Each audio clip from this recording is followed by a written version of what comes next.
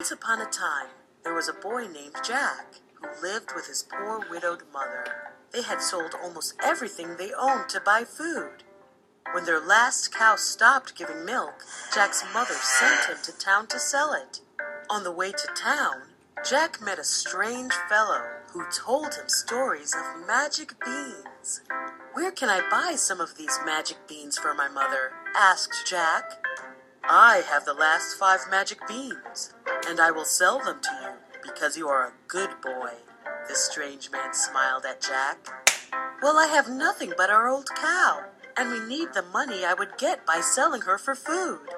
The man replied, "Trust me, my boy, these beans will bring you food and fortune, and your mother will be proud." Jack hesitated, but finally traded the cow for the beans. When Jack returned home, his mother was furious and threw the beans out of the kitchen window crying. Jack went to bed that night, sad and hungry. He woke the next morning to find a huge beanstalk growing in the garden. "The beans really are magic," he cried. Jack saw that the stalk reached the clouds. He remembered stories about the clouds containing gold and started climbing the stalk to see what he could find. He climbed and climbed. When he got to the top, he saw a huge castle and headed for it. The door was so big that Jack could crawl beneath it. Once inside, he saw a giant man eating his dinner.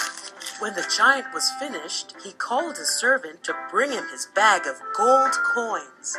While counting his money, the giant became drowsy and fell asleep. Jack crept up to the giant and stole his bag of gold. He struggled down the beanstalk with his money, and when he got to the bottom, he called for his mother. Jack's mother was very happy because this money was the same money that the giant had stolen from Jack's father many years ago. But she was also afraid. She knew how dangerous the giant was and made Jack promise he would never go back. Well, Jack did promise. After a while, the money began to run out. Jack began to wonder if he would find anything else in the castle. Once again, Jack decided he would go back up the beanstalk and back to the castle. Once again, he reached the castle and climbed under the castle door. And once again, he found the giant eating dinner at his table. When he was finished this time, however, the giant called for his magic hen. Jack was amazed when he saw the hen lay an egg of pure gold. While the giant was watching the hen, he again became drowsy and fell asleep. Jack crept silently to the table and grabbed the hen. When he returned home, his mother was very angry that Jack had gone back to the castle. She grabbed Jack's axe, intent on cutting the beanstalk down. Jack begged her not to and showed her how the hen could lay golden eggs. Jack's mother put the axe down and watched with delight as the hen laid one beautiful golden egg after another. After a while, Jack's curiosity got the better of him, and he once again thought about what else he could find in the castle. Once again, Jack decided he would go back up the beanstalk and back to the castle. Once again, he reached the castle and climbed under the castle door. And once again, he found the giant eating dinner at his table. And once again, when he was finished this time, however, the giant called for his magic harp. Jack watched as the harp began to play beautiful music all by itself. The music was so beautiful that before long, the lazy giant once again fell fast asleep.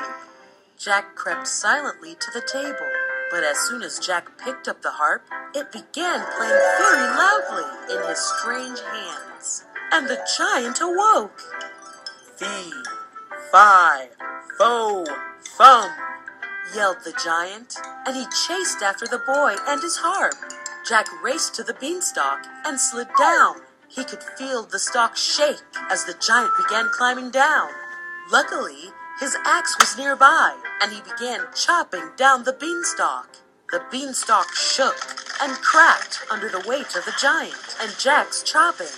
Finally, the stalk snapped, and the giant fell to earth, never to be seen again. Jack and his mother lived happily ever after. The end.